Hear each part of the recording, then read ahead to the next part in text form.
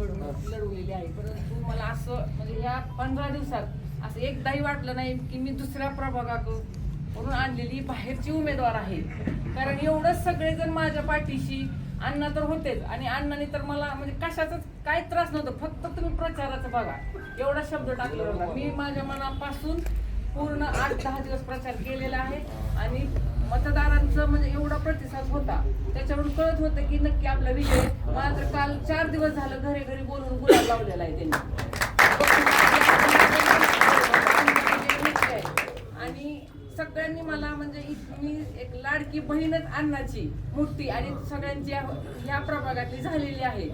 अतिशय मला सांगायला म्हणजे शब्द म्हणजे मला असं कधी वाटलंच नाही की मी ह्या प्रभागातली एवढं सगळेजण मला म्हणजे घेऊन त्यांनी आणि आजचा प्रकार अतिशय म्हणजे अक्षरशः एवढ्या शिव्या तर दिलेत आणि मारायला पण त्यांच्या अंगावर गेले होते. त्यात मी होते, उज्ज्वलाताई होत्या, ह्या सगळ्यांसमोर तो प्रकार घडलेला आहे. तरी वाहिद बहिणी तोंडातून शब्द काढला नाही असे उभारलेले होते आणि त्याचाच इफेक्ट मतदारांवर झालेला आहे.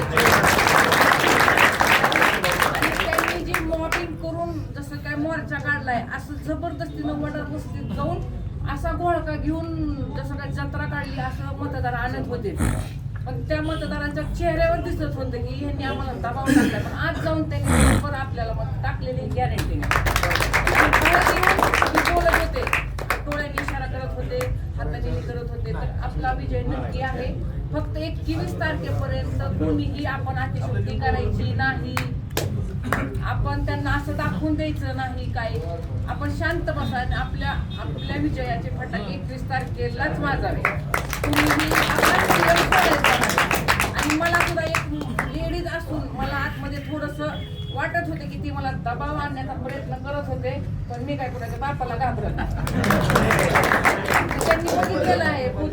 अक्षरशः माझ्या पायाला पिंगरी होती, 3 रूम मध्ये नुसतं फिरत होते आणि उभारत होते. मी उभारली तिथं ती कॅन्डिडेट येऊन उभारायची, मी जिथं जाईल तिथं ती लेडीजला येऊन उभा करायची. आणि 2-3दा ते त्यांचे भाऊ माझे आमदाराचे, परत ती देवा यादव, त्यांनी 3-4 वेळेस माझ्या बाजूला येऊन असं साईडला, मी पण साईडला हल्ले नाही, तिथंच उभं राहायचं त्यांना बघत. मी त्यांना बघून कशामुळे मागं जाऊ. आणि मी पण दिवसभर त्यांच्याशी म्हणजे खूप म्हणजे शाब्दिक केलं, पण तिथल्या तिथं त्याला अडवत होते, ओपनली अडवत होते की पोलिसांना सांगायचे मी कॅन्डिडेट, मी उमेदवार होते आणि मी एकटेच उमेदवार आत असायचे. बाई सगळं बाहेर बघत होते आणि कुणी असं माझ्या प्रतिनिधी नव्हता, कारण माझे घरचे पण नव्हते, मुलगा नाही, हे नाही, ते नाही. मग त्या उमेदवाराचे अक्षरशः सगळं खानदान त्याच्या आतमध्ये असायचे. प्रत्येक वेळेस मी त्यांना बाहेर हाकलायचे आणि ते थोडं टार्गेट माझ्यावर केलेलं होतं, पण मी कुणाला घाबरले नाही. आणि जर मी घाबरले असते तर त्यांनी घाबरणार पण नाही.